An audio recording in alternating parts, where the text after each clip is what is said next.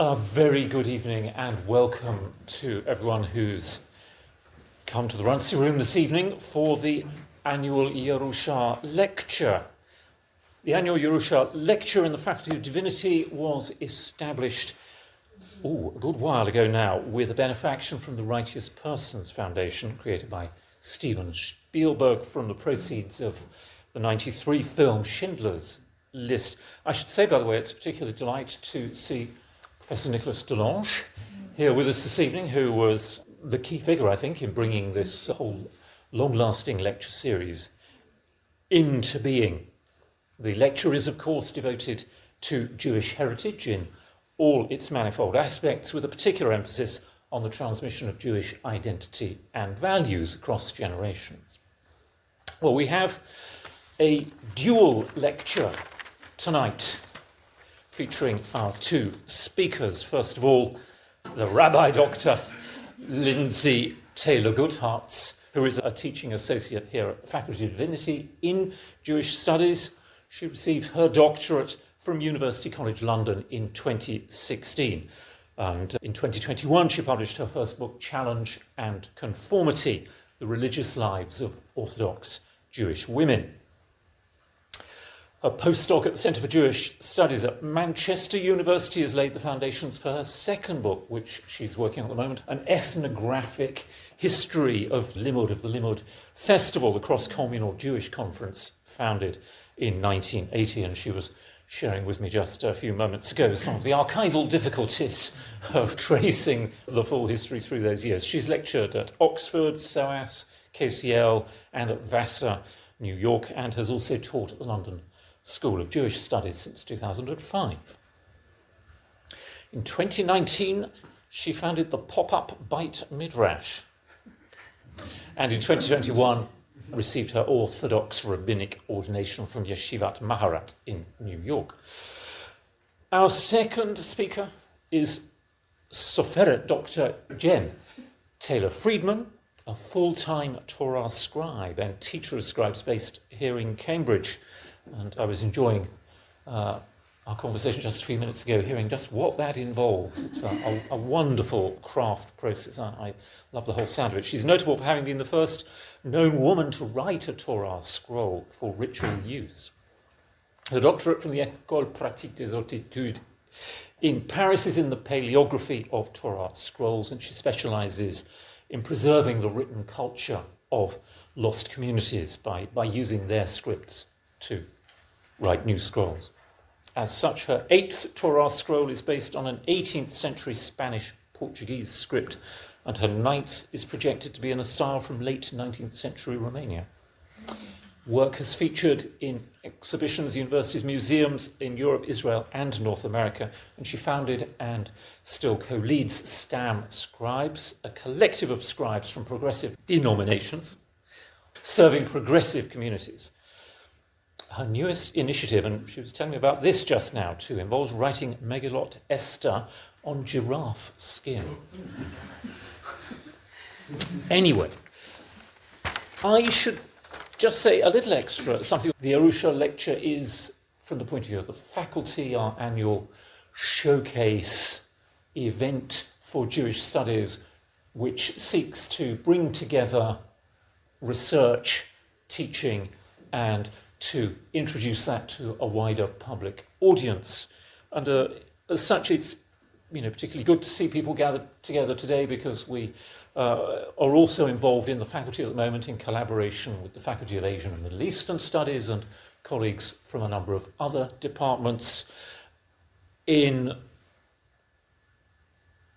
the initiative to create here in Cambridge in the university a Centre for Jewish Studies.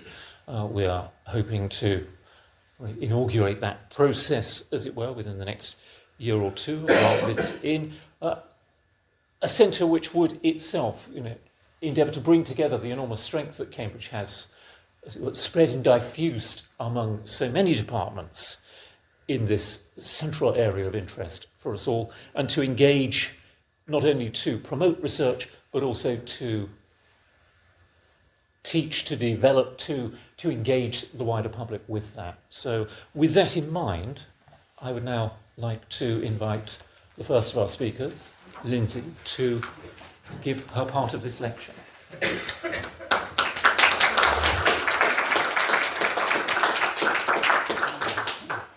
So it's a great privilege and honour to be here today, and thank you so much for inviting us, and very exciting to do this lecture with Jen, who I've known for many years but don't often see, so this is a lovely opportunity to share with each other as well what we've been doing.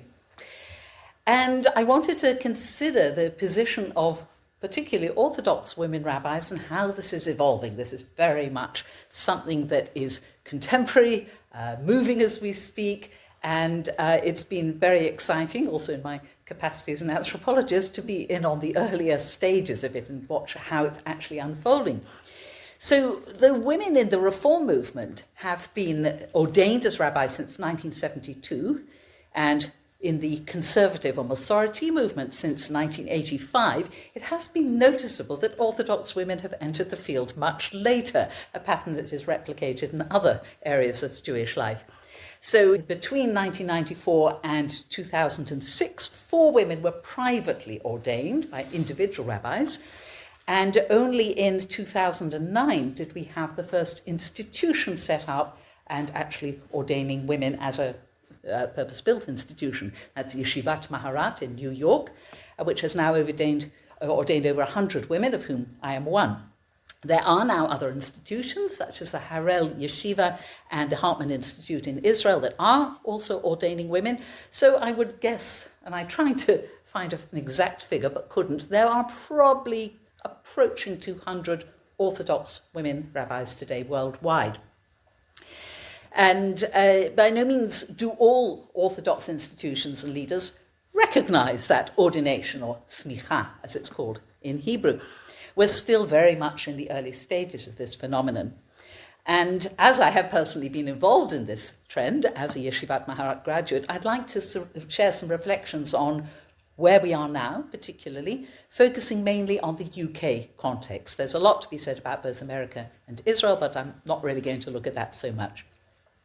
So before I turn to what's been happening on the ground in recent years, it's important to reflect on why this issue is still so controversial in the Orthodox world. And it's often thought that the opposition to women's ordination is based on a halachic problem, a problem of Jewish law. This is really a misconception because there is very little Jewish law or halakhah of any type on who can and cannot be a rabbi, largely because rabbis are post-biblical.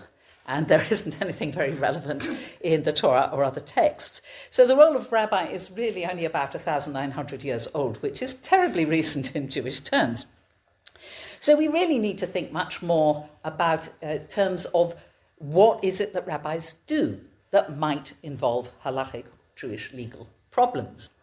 Unlike Christian priests, rabbis don't have a sacramental function in any way, shape or form.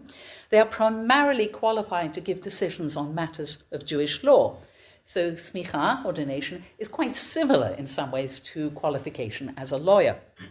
In pre-modern times, a rabbi's main role was to determine practical questions of Jewish law, ranging from whether a chicken was kosher to the precise date a woman could immerse in the mikveh to purify herself after menstruation, to cite 2 of the most common questions that actually came up in the pre-modern Jewish world.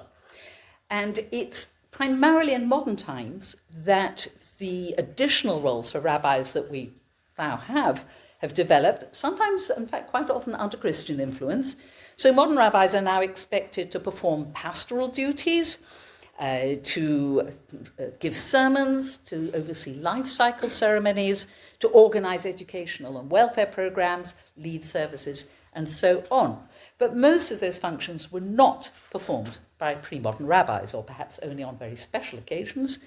Most of them, in addition, don't actually have any halachic significance in terms of gender. So, for instance, both men and women are equally commanded to visit the sick and comfort mourners. That would not possibly be a halachic problem. So what might possible halachic objections be? First and most fundamentally, there is disagreement between different denominations as to whether women are allowed to study the oral law, things like the Mishnah, the Talmud, rabbinic literature generally. However, the only Jews who still maintain this position are those in the ultra-Orthodox or Haredi world, And for them it is certainly a problem, and that would probably stop women being rabbis right there. But in the rest of the Jewish world, it has become increasingly accepted that women have access to a full Jewish education, certainly in centrist and modern orthodoxy. So this would only be a halachic problem in terms of the ultra-Orthodox world. It really wouldn't matter anywhere else. So that's problem number one. And outside the Haredi world, it's not really a problem. And about the only other relevant halachic, Jewish legal factor is the inability of people with a lower level of obligation to perform ritual duties for people with a higher level of ritual obligation. And that is why, according to traditional halakhah, women can't lead certain parts of the worship service, the central parts to do with the Shema and the 18 benedictions. But that isn't really a central or even a traditional rabbinic function. And people who raise that issue as the reason why women shouldn't possibly try and be rabbis do rather ignore the fact that not all male rabbis can perform all ritual functions. So, for instance, if a rabbi is a Kohen, a hereditary priest, he can't actually lead funerals because he's not allowed to go into cemeteries. So there are already rabbis who can't do the full rabbi job as defined in modern terms. So that's not a terribly good reason for saying women can't be rabbis. As opposed to it, if there really were some major halachic problem with the role of women receiving ordination, it wouldn't actually apply nowadays, since all rabbinic ordination since about the 5th century has been courtesy ordination. There was, according to tradition, a line straight back to Moses, who ordained Aaron, who ordained the next person down, etc. And that putative line broke somewhere in the 5th century, and has never been restored. There were attempts in 1583 and more recently in 2004, but they haven't worked. So all modern rabbis are courtesy rabbis. So if there were some embedded problem, that would probably dispose of it. So I think we can see that it's not Jewish legal grounds that really is the sticking point here. Even though the issue of women's ordination does remain deeply controversial, to the extent that the American scholar Adam Furtzinger recently documented a trend in American Orthodox institutions like the Orthodox Union and the Rabbinical Council of America to assign a quasi-sacramental function to rabbis nowadays, making them much more like Catholic priests than they had been, by making the role of leading services the central function. So that's quite interesting. This is clearly in response to the introduction of women's ordination. And lacking very solid halachic reasons to ban women rabbis, opponents have found the best defensive strategy is to focus on those aspects, few aspects of a modern rabbi's role that are halachically inaccessible to women.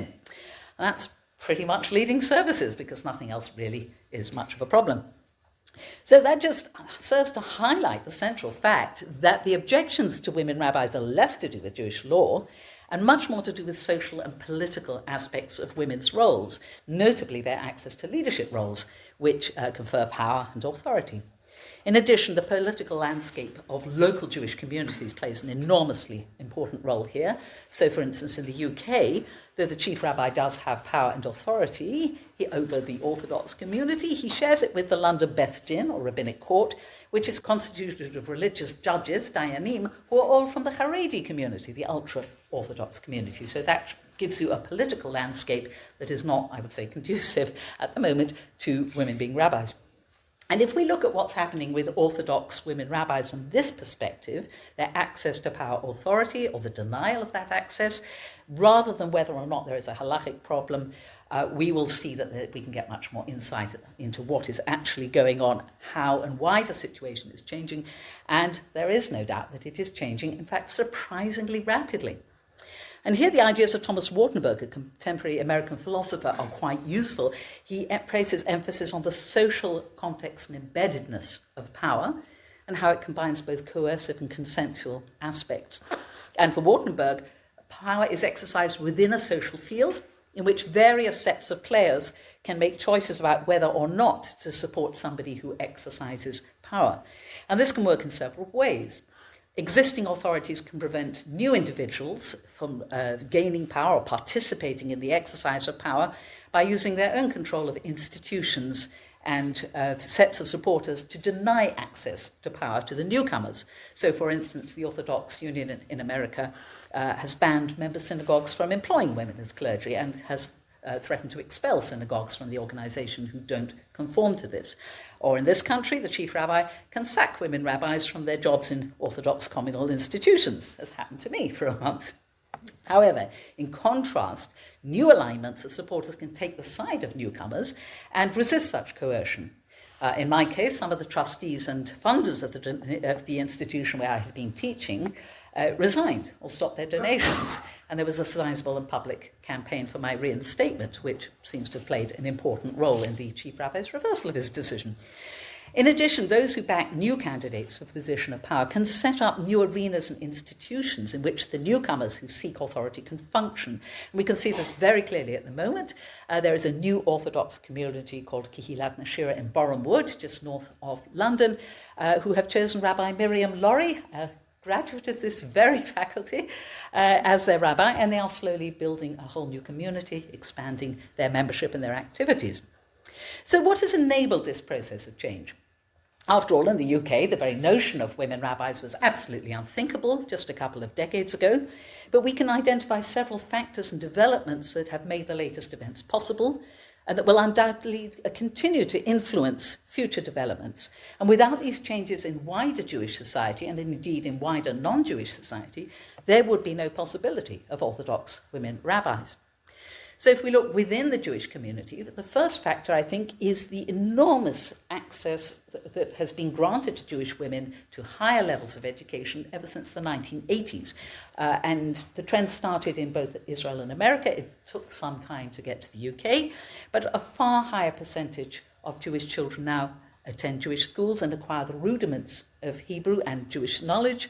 Many Orthodox girls spend a gap year in a seminary in America or Israel.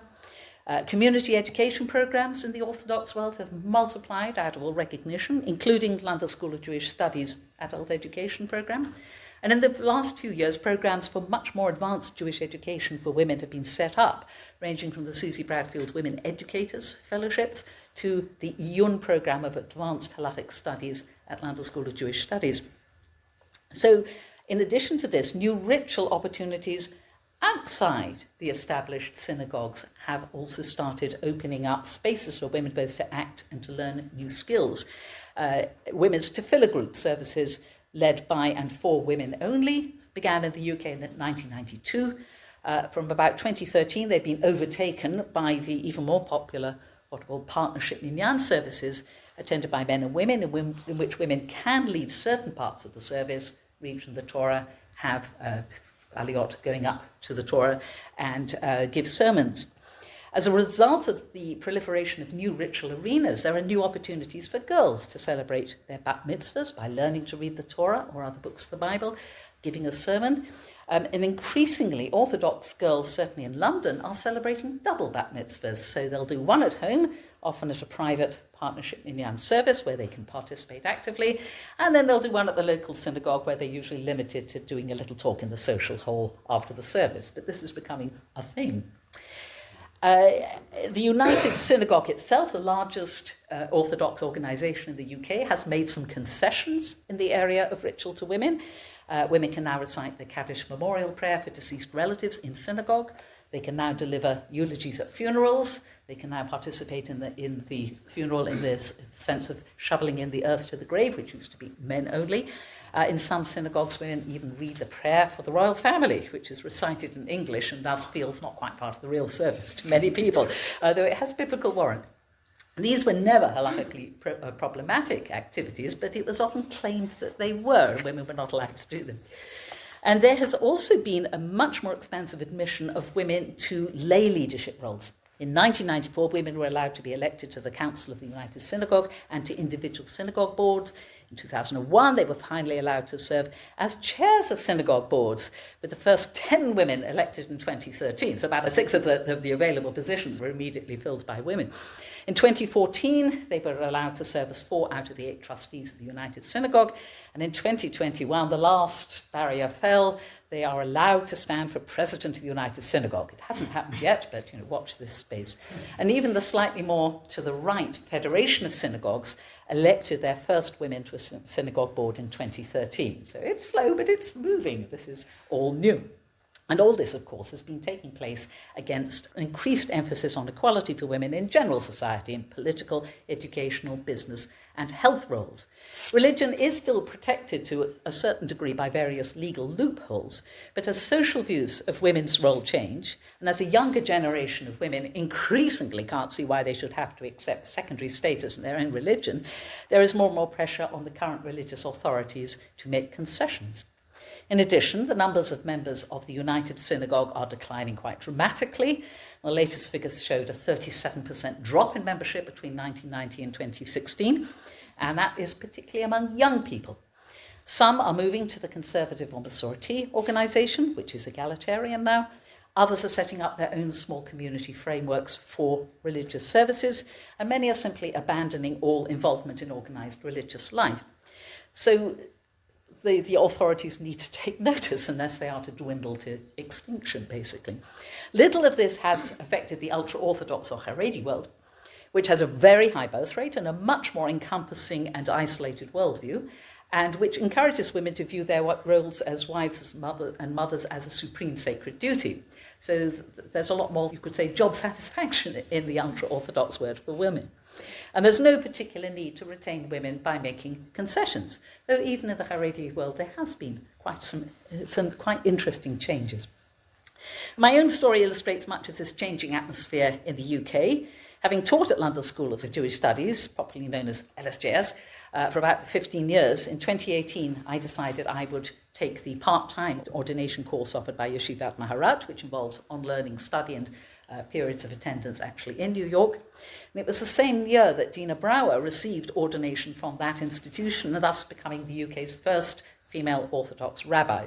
Unfortunately, she left 3 months later, so we didn't get a lot of good out of her, but she made the first move. And I had several motives for doing this.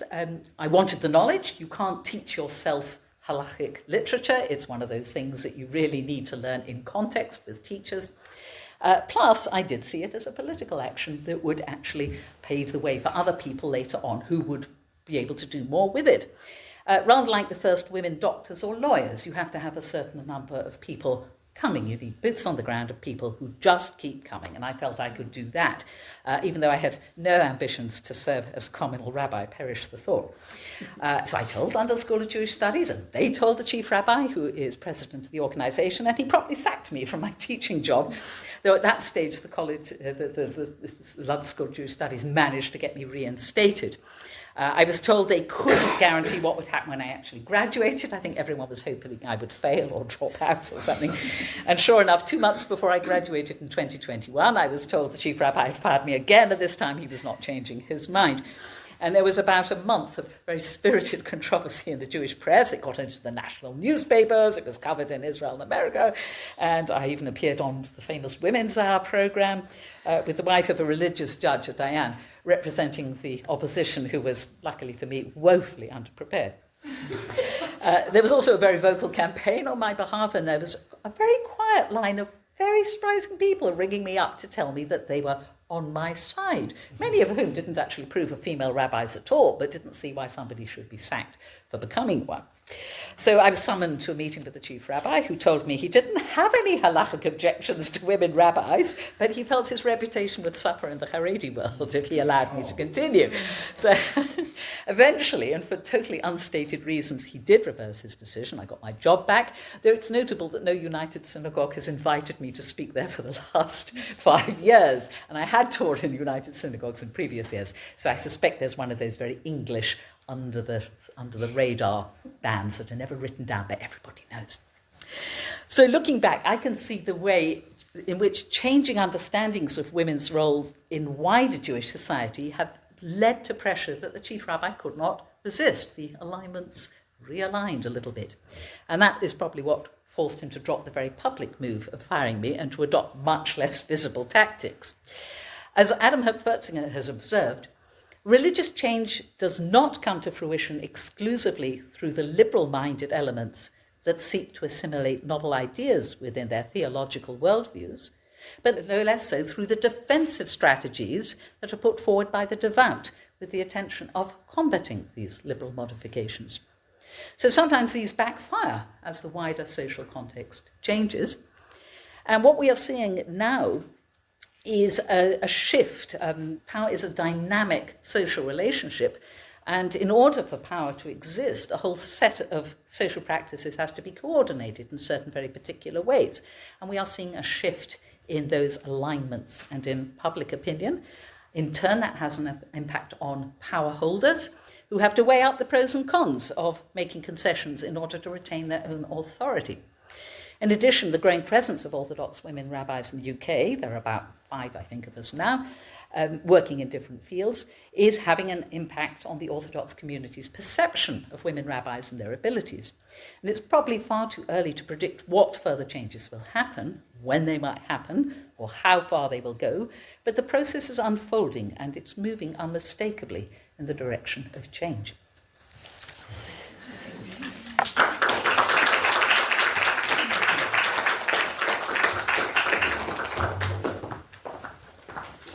Scribes tend to work with visuals, so I've got visuals.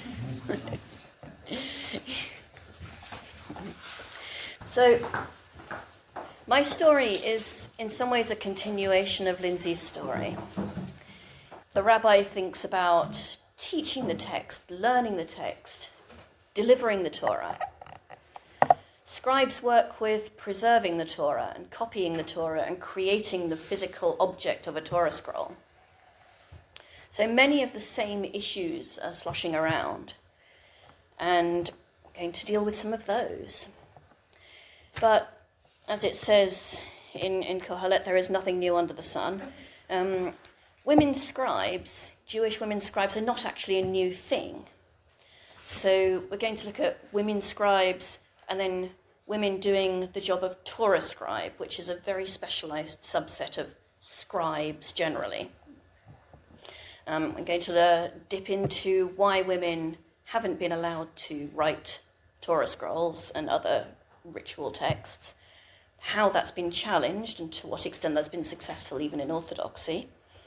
Coming back into the social changes that Lindsey's described to lead us to how there are now women writing Torah scrolls. I'll be giving some of my story as part of that, although not all of my story. So the first thing we've got is the Cairo Geniza right here in Cambridge that has a bunch of evidence about women being scribes. If we look at the work of Shlomo Goitein in his work on the Mediterranean society in general, he tells us that to the extent that women could operate in the commercial sphere at all, they could work as scribes. Nobody is opposed to Jewish women learning how to write. This is not something that bothers people. Literacy for women is not a problem.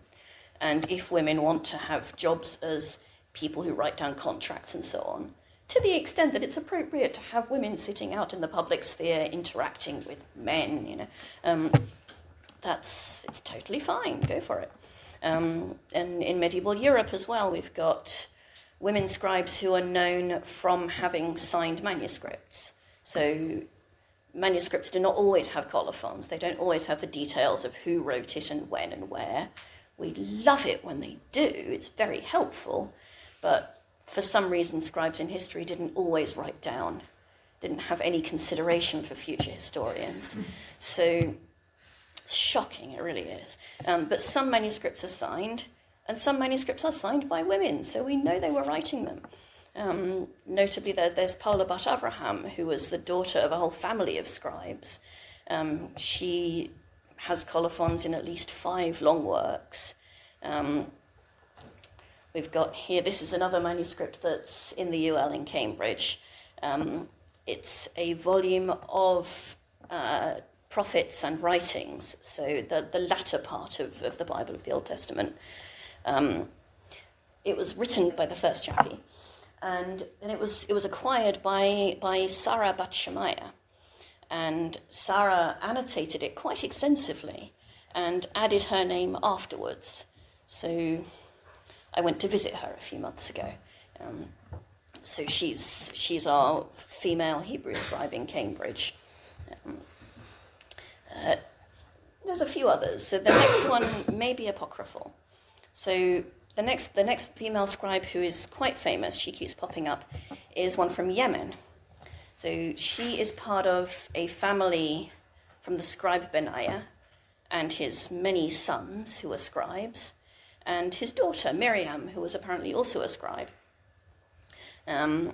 So there's a chap called Yaakov Sapir, and in the 19th century he went travelling through Yemen and wrote a book about all the marvellous things he'd seen.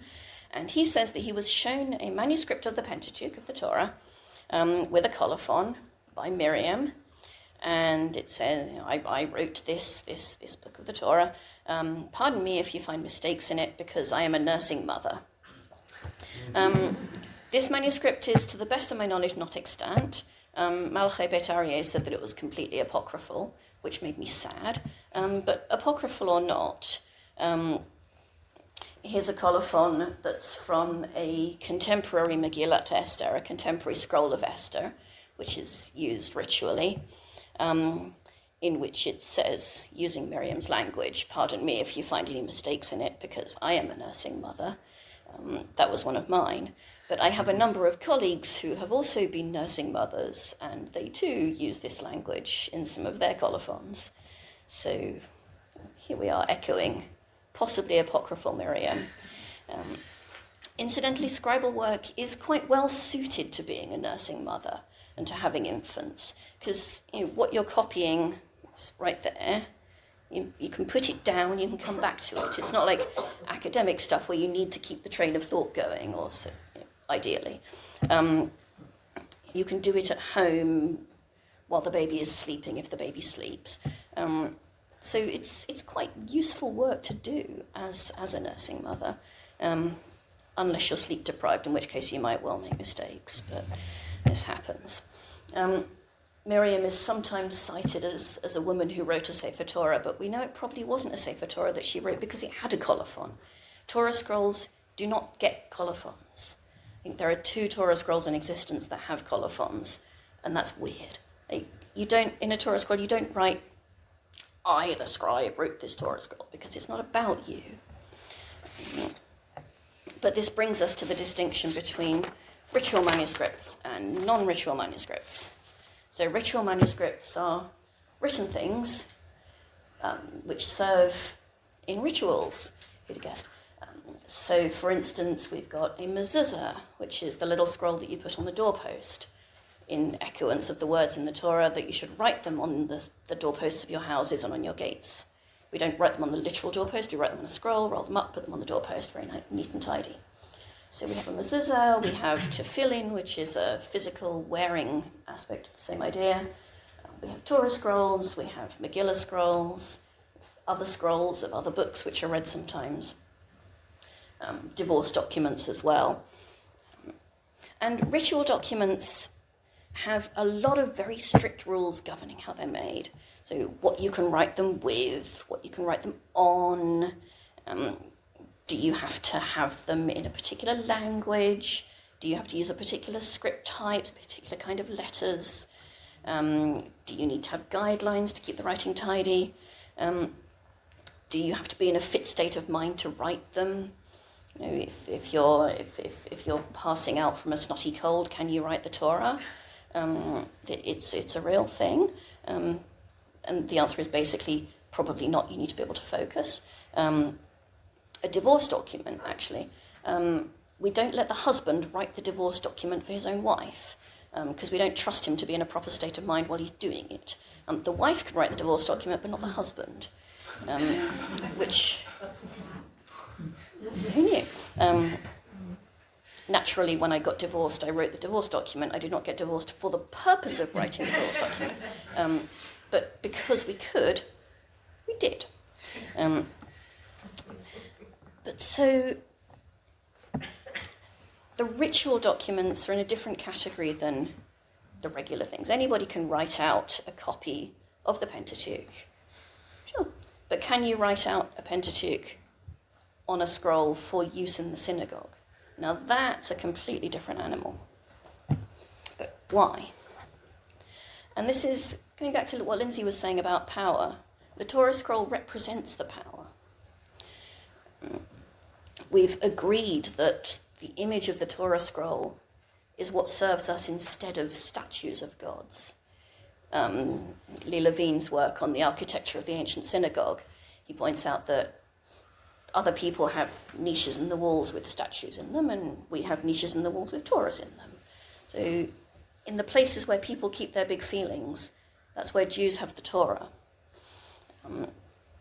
Michael Satlow, in his book, How the Bible Became Holy, whether or not you agree with his theses, I like it where he says, this is perhaps the Bible's greatest legacy, the radically implausible notion that one can build a community, a religion, a culture, and even a country around a text.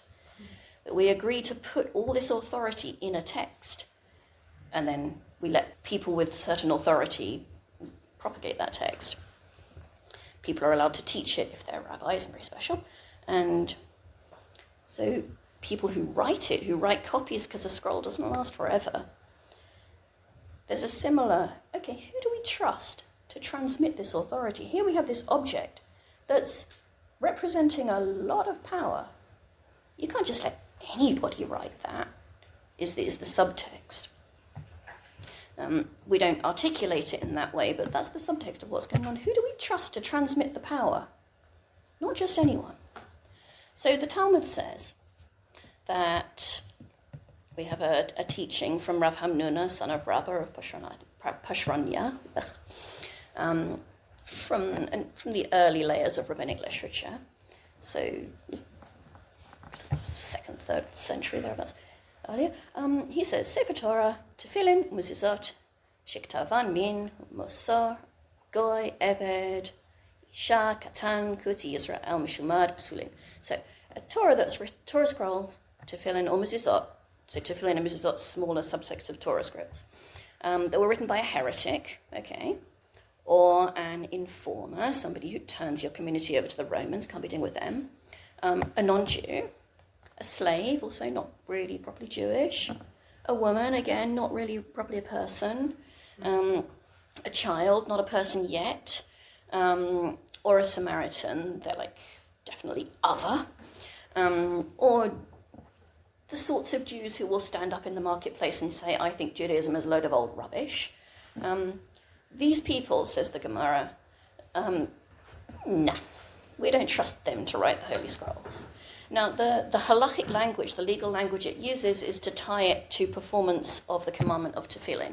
If you're wrapping tefillin, then you can write. And that's the legal language it uses, very nice, very proper. But the subtext is about power. So that's not a coincidence. And the Talmud doesn't say it's forbidden for women to write these things. You know, it's not saying women shall not write Torah. But it's saying if you write Torah, go for it, you're welcome, but we're not going to read from it in the synagogue. You can't use it for ritual. Now, this is one of the differences between scribes and rabbis. Once you've established that women can learn Torah, women can teach Torah, women can do the pastoral things and so on, go ahead, be a rabbi. And there's no legal stuff in the Talmud that says, actually, this isn't going to work. Scribes have a problem there. Scribes do have a thing in the Talmud that says, actually, women can't do this. And this is a barrier. It's a barrier for women in Orthodoxy. And I have Orthodox colleagues who do not write Torahs, Tefillin, and Mezuzot because of this. They write Esther. They'll write other things. They'll write the Scroll of Lamentations. They'll sometimes write prophets for reading Haftarahs, but they will not write Torahs. And because that's their relationship to Orthodoxy and their relationship to scribing, they're not going to break out of Orthodoxy to go into scribing. Other of my Orthodox colleagues have become somewhat less Orthodox over time because they really want to write things. And they're not doing it to be obnoxious, they're just doing it because they love writing. Now, the difference with Esther is that the Talmud said a Torah scroll, Tefillin or Mezuzot that were written by all these people. Now, it didn't say Esther. One line of reasoning says, okay, so women can write Esther. Great. It didn't say Esther. Esther's fine. Also, it says in the Megillah that Esther wrote. So, logically, if Esther wrote it, women could write it.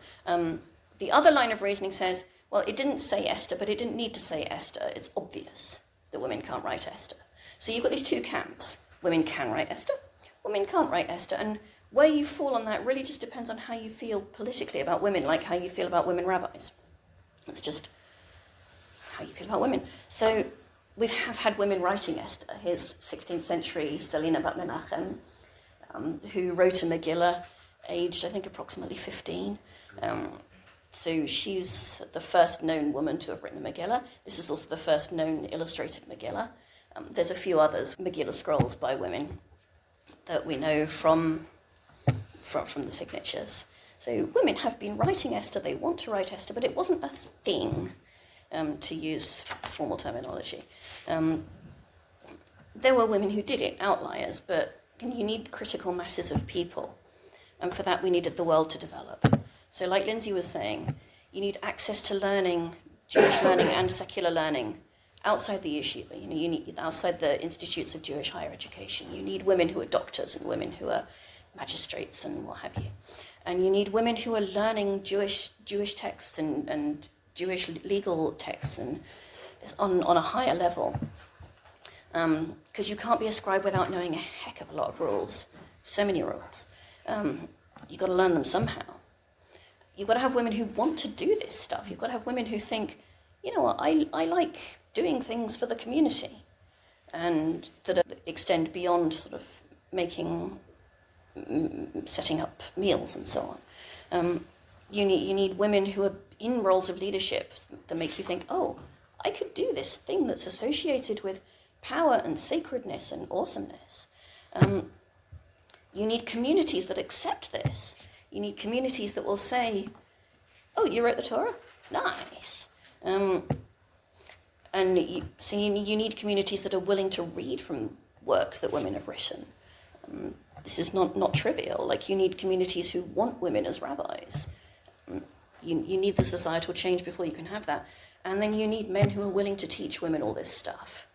And none of these things you can take for granted. But we get them. And hooray, there we are. We've arrived at the end of the 20th century, and then this is where my story comes in. Because we've got some change in the Jewish world. We've got institutes where women can learn Talmud and learn halakhah. Amazing. And in the secular world, in theory, we have sixth form colleges where girls can learn physics. Except in my story, we've got a sixth form college where the girls in physics are at the back of the room. The chemistry teacher won't predict any girl above a C and attempts to put all the girls into a low set and all the boys into a high set. He was banned from doing that after many parents complained. This is 1997, for heaven's sake. We've got a maths teacher who says to me, in these words, we can't have you scoring more than the boys, so I'm going to mark you down on handwriting. Change does not happen uniformly, but what this does result is that for many years growing up, I have heard the message, girls can't do this. And for many years, my mother has taught me, oh, yes, you can. So this is a message that I have been learning for a long time. My mother was told, girls don't really go to university. But she went to university.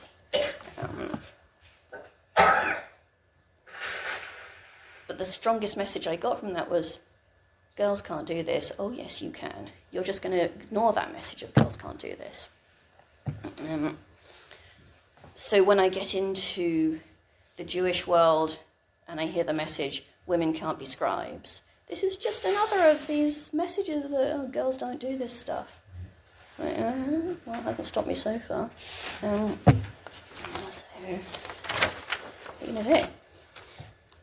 So then I get into the world of Talmud study. I love Talmud study. I like making things. I like making things for people. I want to write Torah scrolls. That seems like it would be a good idea. I want to start with mezuzot, because if you've ever tried to buy a mezuzah, they're heckin' expensive. And I'm a broke student. I want to write mezuzot. Turns out to be harder than I think it's going to be. But mezuzot expand into Torah scrolls, conceptually. So to write a Torah scroll, you need skills, like how to use a dip pen. Stelina Bat Menachem, back in the 16th century, she knew how to use a dip pen because that's what you used, but these days not so much. What happens if you make a mistake when you're writing on parchment? Just the skill of copying a line of text and not having it all bash up into the margin.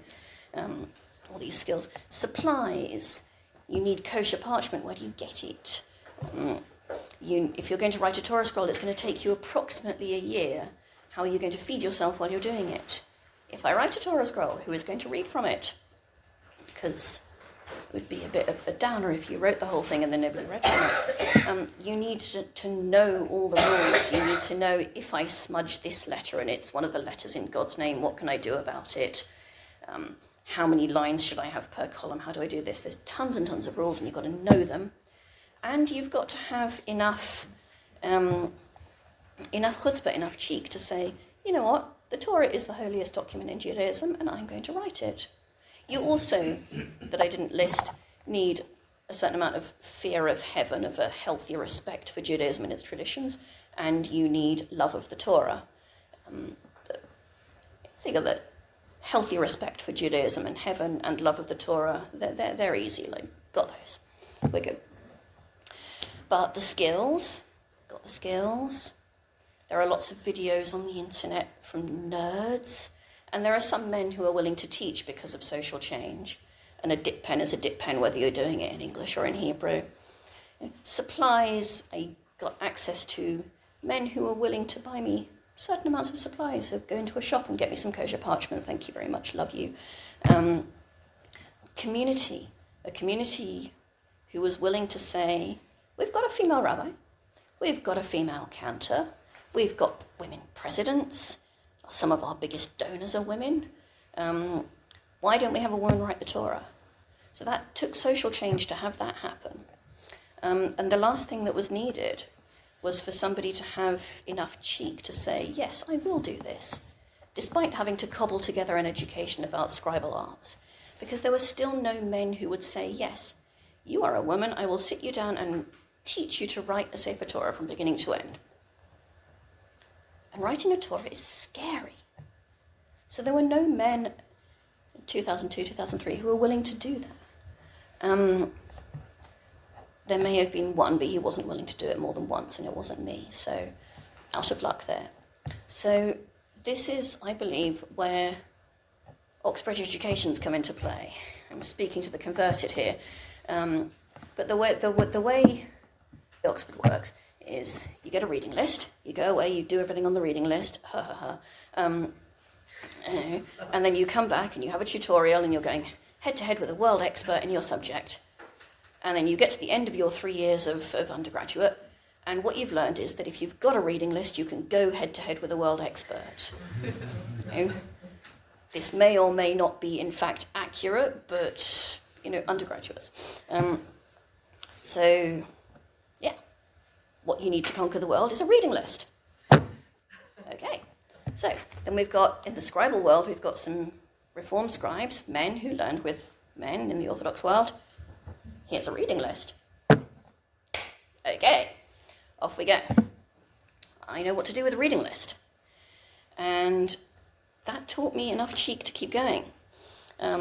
Obligatory Dorothy L. Sayers quote, that we are mortified in 19th century Gothic, this is the detective Peter Wimsey, lest in our overweening Balliolity we forget God. My alma mater has a bit of a reputation for producing leaders who are utterly convinced that they can do the things, whether or not there is any evidence to that effect. So we do have to remember God. Plenty of 19th century Gothic, please. So this is what gave me the push to get over the scariness of, I can't write the Torah. Me? This was the reading list and the Balliolity, I'm afraid. Like, yeah, you can. Which brings me to 2007, where I've got education, I've got skills, I've got the social change, I've got a community who is willing to invest the hope and effort in my Torah, 62 cows, and chutzpah, and my mentor there, Neil, and that's my first Torah in St. Louis, Missouri. It's still there.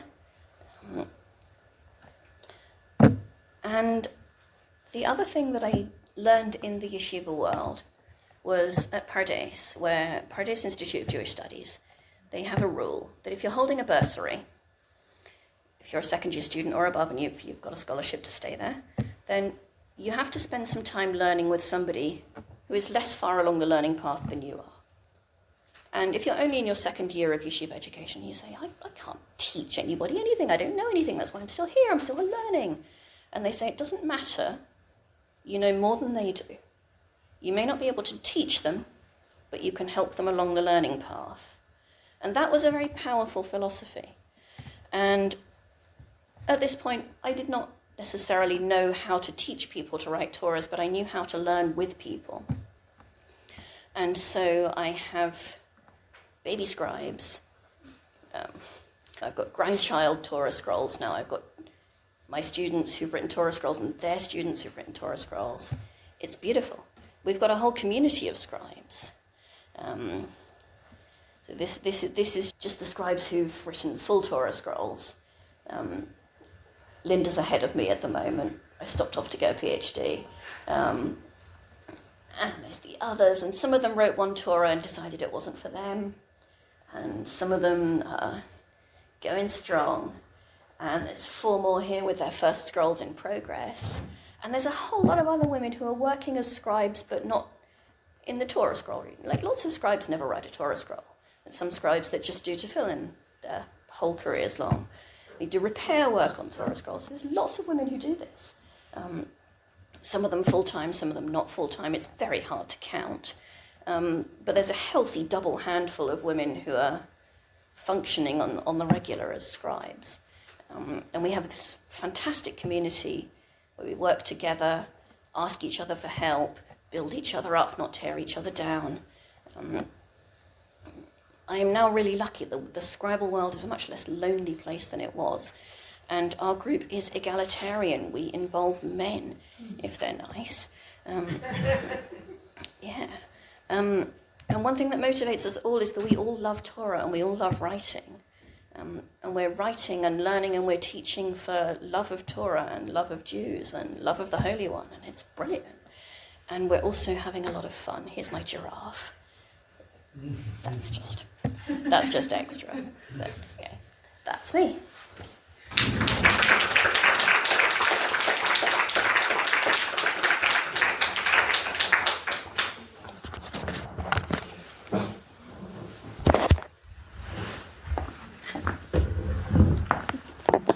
Wow, thank you both. We will have 30 minutes of questions and discussion with our 2 Yerushah lectures today. But I just wanted to say, first of all, I should say thank you to Professor Richard Rex, the chair of our faculty, for introducing the speakers today. I'm Daniel Weiss. I'm a professor of Jewish studies and philosophy of religion here in this faculty. And so, yeah, we have an open floor. And I also want to say that we're very lucky to have our 2 speakers are both academic experts in their respective fields, and also, I would say, historic figures in their own right, in the sense that we said Jen is the first known woman to write a complete Torah scroll.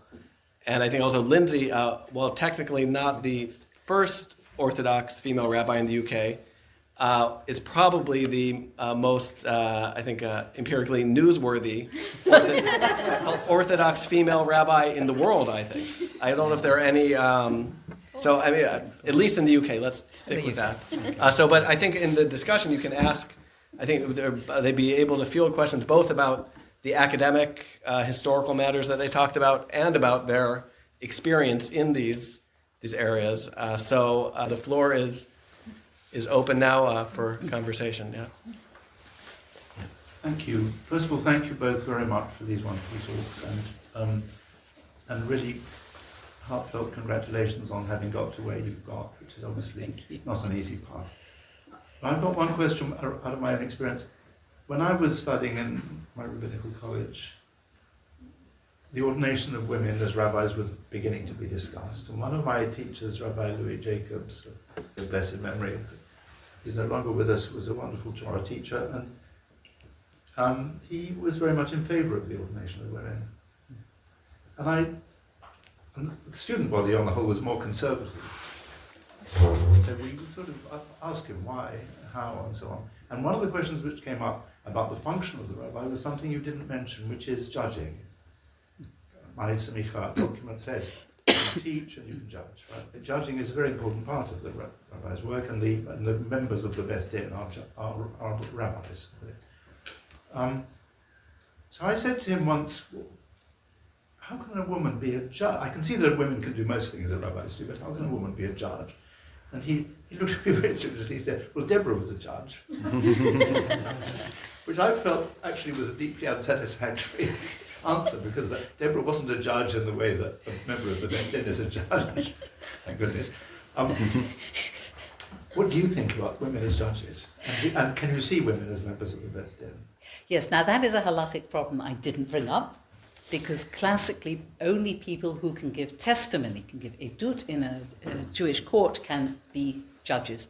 And women cannot give testimony in a rabbinic court in most cases.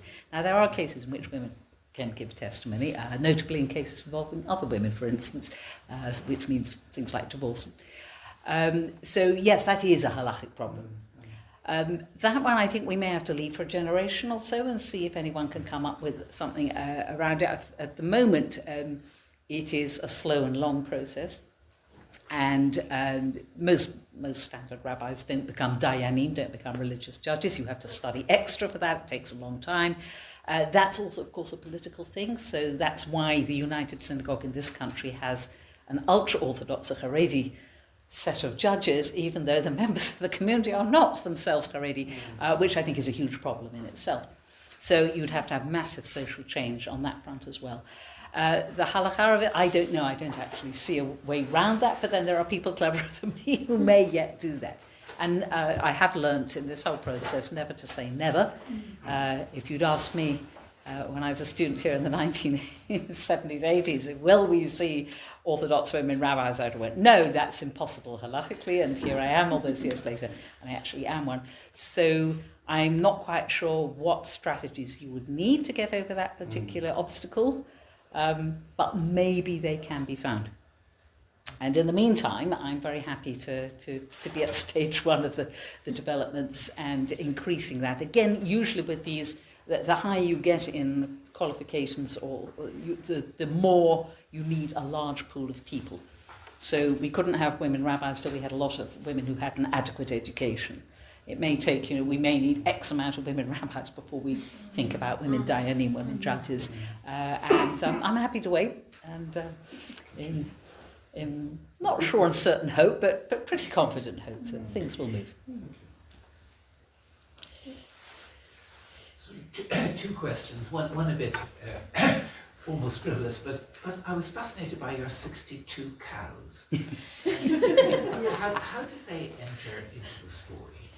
And the second question is just, is there any rationale given for women being able to write the divorce papers and not men? The 62 cows come about because you write Torah scrolls on parchment, not paper, specifically parchment. And these days we tend to use cows because the beef market is so enormous. But any kosher animal will do, excepting a fish, because a fish is too smelly. That's the official rule.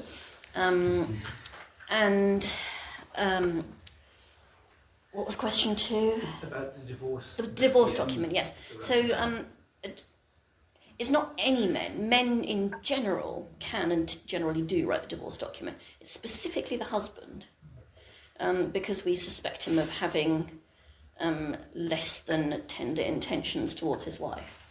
So we suspect that he may mess it up on purpose, thus scotching her future life, because intention is important. So The woman will be trusted. we assume that the woman wants to get divorced and will therefore write it correctly. But you can't have a printer write a divorce document. A marriage document, you can just print one off. But a divorce document has to be written by hand with intent. So, yeah. Thank Thank you very much. This was both very enjoyable and just really, really constructive and interesting. I have a question, and I'm interested in your answers, but I'm more interested in your methodology in a way. Like there's a somewhat fascinating and very amusing book that basically collects the papers and the discussion around the ordination of women rabbis at JTS at the end of the 1970s. And some of the objections take the shape of we can't ordain women rabbis because women cannot do all the things that rabbis can do, and therefore we would ordain incomplete rabbis, and that's bad. And some of the objections are we can't ordain women rabbis because women are not actually allowed to do all the things that rabbis do, but if we ordain them as rabbis, they're going to start doing those things, and that will be bad. So there's a line of argument that is, there are limits, and it's bad to ordain a rabbi who is inferior. And there's a line of argument that is, there are limits, and those limits will be broken. And the same applies to the question of scribes and different types of documents. Obviously, once one starts accepting female scribes for tefillin, then, or for Esther, then it becomes Torah and so on. How do you navigate this? And specifically, what do you think about when deciding whether your argument is along the lines of it's okay for me not to do those things versus it's okay to actually expand the range of things that women can do? The scribe community already sort of has a methodology for this, only it's not about women, it's about conversions. Because if you have a conversion that this community recognizes but this community does not, then should you write a document that might get released into the wild and might get read by this community? Yes, this is an issue. Particularly since you can't sign a Torah scroll. So there's a couple of ways that you can come at that. One is to say that only the very most holy and kosher people should write things, which becomes a problem when you've got a community that is ideologically opposed, let's say. So if you've got a Haredi scribe who's very holy and very kosher, and everyone in the whole world would agree that this person can write things. If you've got a scribe from that community and they're being asked to write documents for communities that have, let's say, a more free attitude towards Jewish ritual, what you get is a rather toxic, rather unfortunate, and very human response of, why should I do it properly for them? They don't care anyway. You need to have expertise within communities that respect each other. And humans being humans, holiness doesn't always trickle down in the right way. So just for the autonomy of communities, you need to have scribes that work in those communities that have their values. We see it also in communities that, for instance, are perfectly fine with same-sex marriages. Does this community want a Torah written by a scribe who believes that anybody in a same-sex marriage is a disgusting and reprehensible person? No, you don't. That's not Torah. So, yes, there's a problem that documents might get out into the wild, but already that was an existing problem. Because you don't know who wrote this. It could have been written by anybody. And so you need to know where your document's coming from anyway. So our job is in education. If we say to a community, you need to know where your things are coming from. We're always on about, don't buy your mezuzot off Amazon. Really, don't buy mezuzot off Amazon. Yes, they're cheap. They're cheap for a reason. They're not written by Jews. I'm not going to get onto that. But it's already a thing, and basically I think education is the way to deal with it. And respect as much as you can, respecting other people's Judaism. I would say that's roughly the same with rabbis, though it's much easier to see what rabbis are doing. So, and no rabbi is going to employ a rabbi who they don't think is a rabbi, so it's fairly self-selecting. But again, this happens in other fields of Jewish law, so the whole area of divorce is madly complicated, and many denominations don't accept divorces issued by other denominations, and a responsible rabbi or person working with people in some situation like that really should tell them what the consequences of different decisions are. So it's pretty upfront with employing a rabbi or asking a rabbi to teach.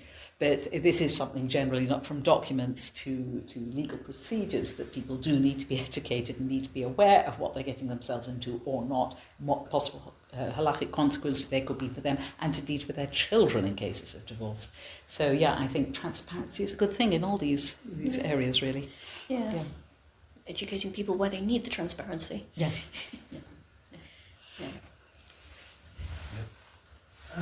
I wanted to just ask about the role of women leadership in Israel and going forward, especially given that the role of a rabbi in Israel is not necessarily the same as it is outside of Israel, because it's a nationalized system and there's what's supposed to be more of a lay leadership situation. So there are many synagogues in Israel that just don't feel the need to elect a rabbi. And furthermore, the recent news that the chief rabbinate in Israel have stopped allowing anyone to take their tests, because if they allow people to take their tests by law, they have to allow women. So they decided to stop completely. I wanted to know what you thought, maybe. Any comments on women leadership going forward, and if it's going to be harder in Israel? Mm-hmm. Well, yes, Israel is a unique situation because there is a state rabbinate. It is very widely hated by many people, and alternative rabbinic organizations have been set up. Certainly the left of orthodoxy in Israel, more and more people are choosing to boycott the rabbinate, to the extent that I was asked, I was in a conversation during my ordination process. I was in New York at the time, and our entire class was talking to Blue Greenberg, a very, very distinguished early Orthodox feminist.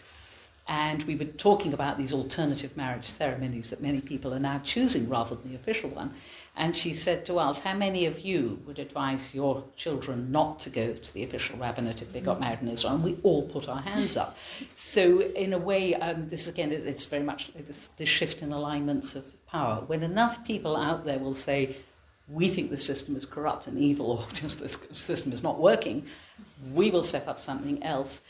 Things happen. So you do actually now have women leading communities in Israel, which is fascinating. And in fact, one of them is the chief rabbi here, Rabbi Mervis's niece, which I think we pointed out to him at this ill-fated meeting, and he said embarrassedly, yes, we're all very proud of her. But she doesn't call herself rabbi because she came from an excellent program set up by Rabbi Shlomo Diskin, which does not award the title rabbi. But again, there's this point about if it walks like a rabbi and it talks like a rabbi and it quacks like a rabbi, it's probably a rabbi, even if they are not given that sacred title. So you are seeing graduates of that program. There are 20-something of them already. It's a 5-year program. It's far more serious than anything I did. I have to say it's real. It's sort of a rabbi with gold bells on type program. And they do everything. But they're not called rabbis. They're called, I think, they're calling them... Yoetzet halakhah? No, it's beyond Yoetzet halakhah. They're calling something like Manhiga or Morat Torah. I can't remember. It sounds very posh. And there is this one of them who's leading an entire community. I think that's going to increase. You mentioned Yoetzet halakhah. This is a sort of a subsection of rabbiing. It's to do with family purity, which is all the rules around sex and menstruation. And it was discovered that women were not really going to rabbis to ask about these things because modesty ethic is massive in Orthodoxy, and no woman really wanted to go discuss this with a male rabbi. It was horrible. And they set up a hotline with expert women who had been trained in this 1/3 of the rabbinic curriculum. The classic rabbinic curriculum is Sabbath laws, dietary laws, and family purity laws. So they had basically the rabbi training, plus masses of medical and health and psychological stuff, more than rabbis get.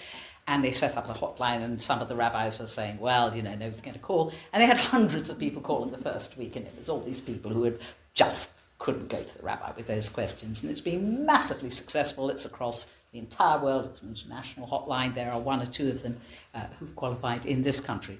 So they very deliberately did not call them rabbis or 1/3 of a rabbi. They just made up this halachic advisor title, There's no doubt at all that by now these women are far more expert than your average rabbi, because that's all they do. They are really major experts. But they did, politically, they were very clever. They set up the system without the title, and they also set up massive assurances that every woman like this had a rabbi, male rabbi, behind her who would advise her when she got stuck. And of course, they now have outstripped their mentors. And that's an interesting example because it shows that if you bypass certain touchy bits, you can actually get quite far, and that's accepted in the ultra-Orthodox world now. So again, is the magic title going to be the thing that stops people, or are people going to do workarounds that will eventually, 200 years later, somebody will notice that women are being rabbis, they're just not being called rabbis. So that's an interesting possibility. Should they be called rebbetzin? Well, the trouble with rebbetzin, the classic rebbetzin implies you're married to a rabbi. My institution, Yeshivat Maharat, had this problem at what are we going to call them? And the first one who was ordained was called Maharat, which is an acronym for Manhiga Halachit, Ruchanit, Toranit, a halachic and Torah spiritual leader, which is clunky. And then she changed it to Rabbi, which is the feminine form of rabbi, and all hell broke loose. So she changed it, I don't know, they are now letting us all choose what we call ourselves. So some of us are rabbis, and some of us are rabbis, and some of us, there's one darshanit, which means somebody who explicates text, and some people are rabbanit, which is the Hebrew form of rebbetzin, and it's usually used for Mrs. Rabbi, but they're now adopting it as an independent title. And I think in Israel there are examples of women who call themselves rabbanit, but aren't married to rabbis. So again, the title is interesting, just how people obsess about it. But the facts on the ground, stuff is happening. Yeah. Could I ask, if both of you are sort of taking these leadership roles, but also are academic scholars whose academic expertise also intersects with some of these elements, how do you feel that, so not everyone who's trained as a Orthodox female rabbi is a academic scholar, and likewise, not everyone who's trained to be a Torah scribe is expert in the history of all of it in the same way. How do you feel that your academic expertise contributes to or relates to your experience in the communal context? It makes it ever so much more fun. Because the thing about writing the Torah is it's, unless you change, it's the same every time. So you've got to keep learning. And there's traditional yeshiva learning, which is lovely. And there's also academic learning, which is jolly good fun as well. And learning how to write all sorts of different styles of script is nice. In mine, it's reinforcing also, as I happen to be largely an anthropologist, I'm now the subject of my own study, which is a little bit navel-gazing, but it's fascinating being in the process you're very interested in looking at academically. For me, it very much, the two inform each other very nicely. I like it a lot, but if I were a community rabbi, which, as I said, heaven forbid, it probably wouldn't be as useful, but being a sort of a teaching rabbi and teacher generally, it is useful. And actually a very high proportion of people who were ordained at Maharat do have PhDs and are functioning academics, some of them very well known. They actually at one stage had a separate stream, which I was part of, which was a sort of catch-up stream, because in the Orthodox world, many, many academics happen to have ordination as well. So half of the staff of Yeshiva University have rabbi somewhere in their past. They might not work as communal rabbis, but they did, they did the learning, they got the degree, they then went into academia. So they designed the stream for those of us who were in exactly the same position but had never had the privilege of picking up the rabbi thing along the way. And they've discontinued that stream now because I think most of us have caught up. Those who wanted to do it have added on. But there was quite a noticeable intersection of academics and rabbis, definitely. It's also partly the effect of if women do something, they have to do it twice as well as men to be accepted. So, you need the PhD as well. Otherwise, nobody will take you seriously. I think we're maybe getting beyond that now, but there was a certain air of that. And a lot of women did go into academia because they couldn't be rabbis, and it was the nearest they could get. So, yeah, they told them. It's a bit trivial. It's to do with semantics. You don't actually write the Torah, you transcribe it. So really, you're a transcriber. I had an art teacher for GCSE art who looked at some of my work disparagingly, and he said, "Oh, this won't do. We don't want you to become a copier." Joke's on you, Mr. Wilson. Transcriber, I think, would be more accurate. As you wish. You don't cite it because it's been written before. Interesting. Or is there a sense that each... Well, it's actually interesting to the question of sort of a previous theological reflection on the act of scribing, in the sense of to what degree is there, when you're transcribing, in that sense, is there a sort of new production of the Torah?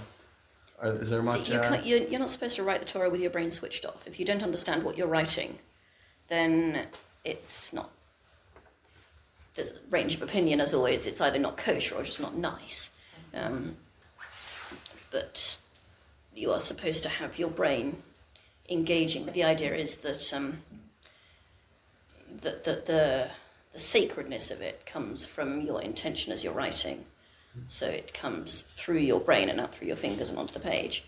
But I suppose it just depends how much you think writing has to be original. And how much writing is the act of getting something down onto a page. I think at different points in history that there would be different answers to that.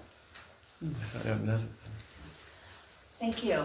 So I have a question about resistance and the resistance that you have probably encountered as you're going along, and the dismissal that comes in those resistances very often. And I'm curious if you feel that it is, or in your experience, if it was mostly from men, or if it was also very strongly from women as well, because I think that actually it's often that we think that women will be allies and they aren't. And so I'm just curious to know what, in your experience, how that has played out.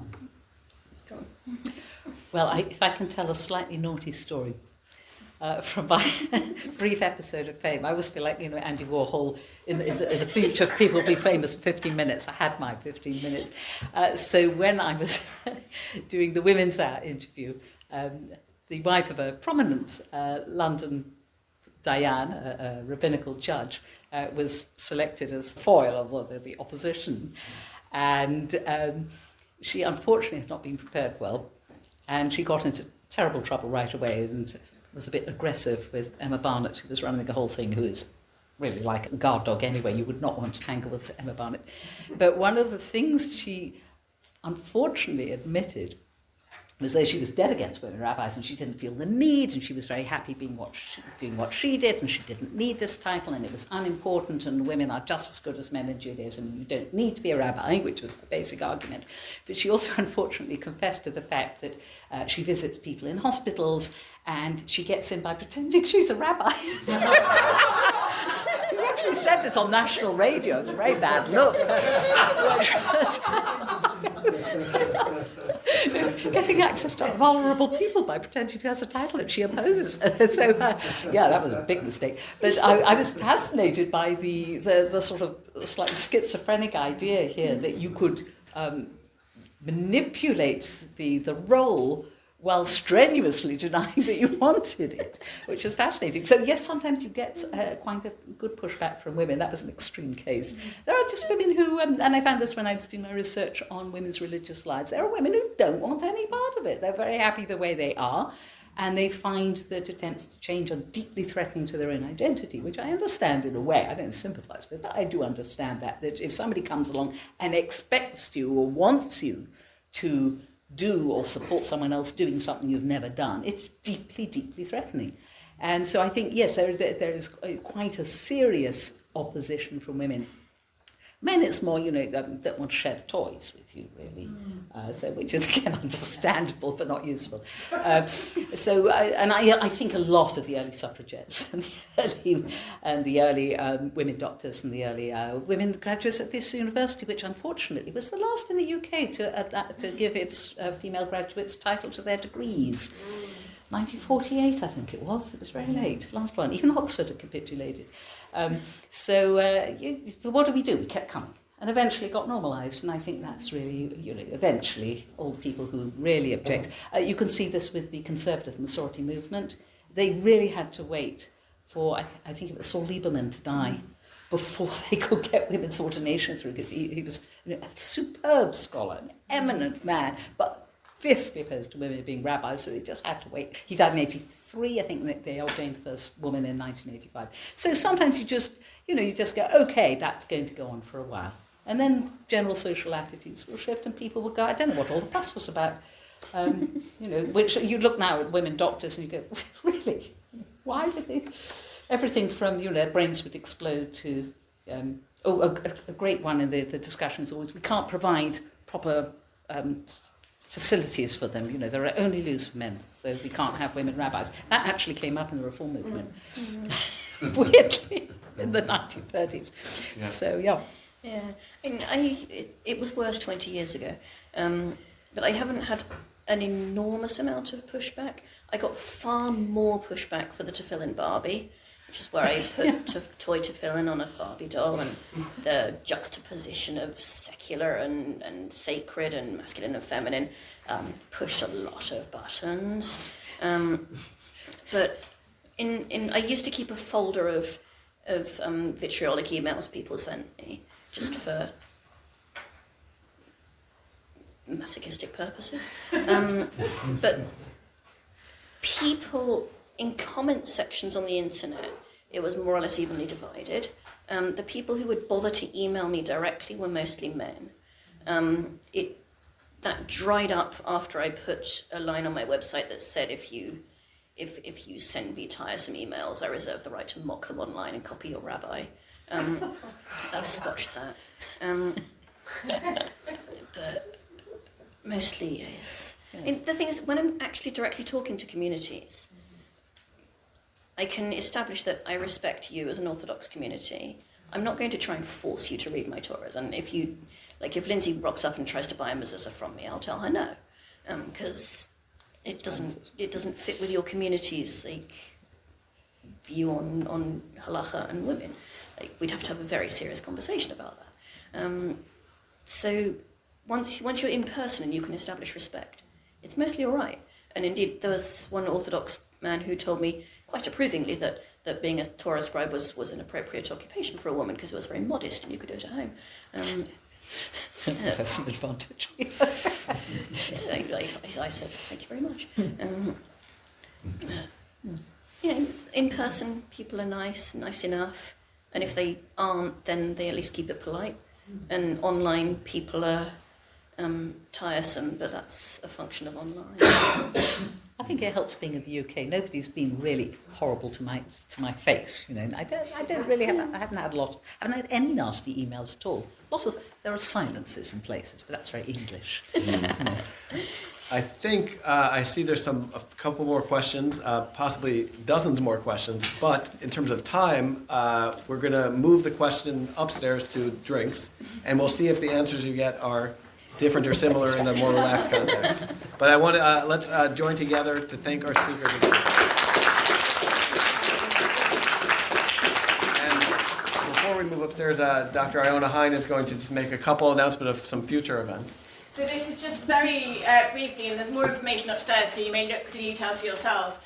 Next week, 2 postgraduate students from this faculty are very keen to engage people in meaningful interfaith dialogue and are organising a panel discussion on the topic One Earth, Many Verses, Peace Building with Wisdom and the Poetic Spirit for a World in Rupture. So if you have time in your schedule, next Wednesday afternoon, they would very much like your presence. And another event coming up, which I think will be of interest to some of you, we have Dr. Georgette Bennett visiting us. She will be speaking about her new book, which is entitled Half Jew, Full Life, The Unlikely Journey of a Voluntary Jew from Nazi Persecution to the American Dream. It's a biography of Gary Pipps Phillips. If you're able to join us here at the faculty, we'll be upstairs for that event, and it will also be live streamed, so it's a lunchtime talk, so please do look for more details if that's interesting to you. Great. Thank you again for coming.